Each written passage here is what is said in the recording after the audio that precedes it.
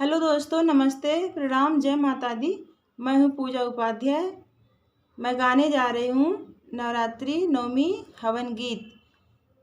तो मेरी गीत आप लोग सुनिए, पसंद आए तो लाइक करिए और मेरे चैनल को शेयर करिए, सब्सक्राइब करिए, कमेंट बताइए ये गीत आप लोग को कैसी लगी। धन्य है नवमी तिथि दिनवा हवन होय हमरे अंगनवा हो। धन्य है नवमी तिथि दिनवा हवन होय हमरे अंगनवा हो। हमरे अंगनवा हो, हमरे अंगनवा। धन्य नवमी तिथि दिनवा हवन होय हमरे अंगनवा हो।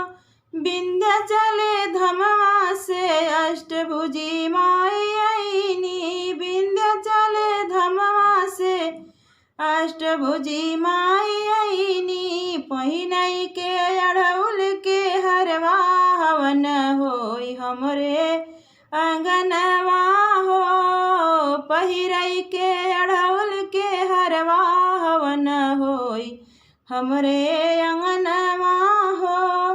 धन्य नवमी तिथि दिनवा हवन होय हमरे अंगनवा हो।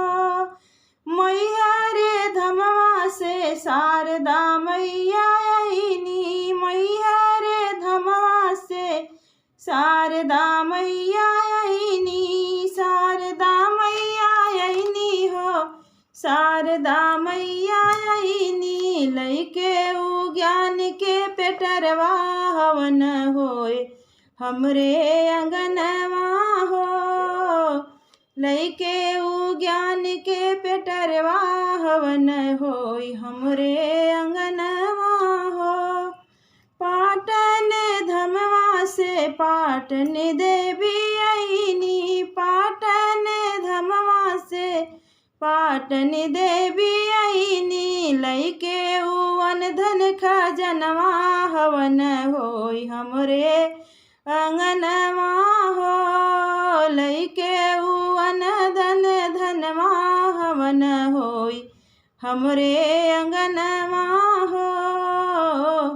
त्रिकूट धमवा से वैष्णो देवी आईनी। त्रिकूट धमवा से वैष्णो देवी आईनी। पहिनई के लाल रंग चोलवा हवन होय हमरे अंगनवा हो। पहिरई के लाल रंग चोलवा हवन होय हमरे अंगनवा हो। धन्य नवमी तिथि दिनवा हवन होय हमरे अंगनवा हो।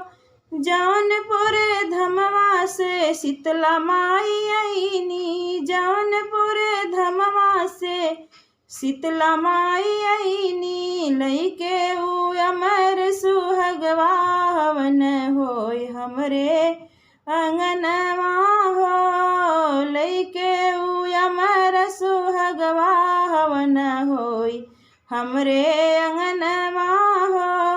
धन्य नवमी तिथि दिनवा हवन होय हमरे अंगनवा हो। मंदिरा मंदिर से नौ देवी आईनी। मंदिरा मंदिर से नौ देवी आईनी।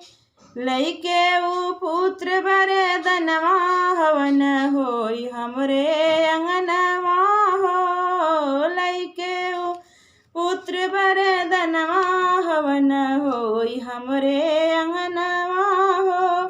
धन्य नवमी तिथि दिनवा हवन होय हमरे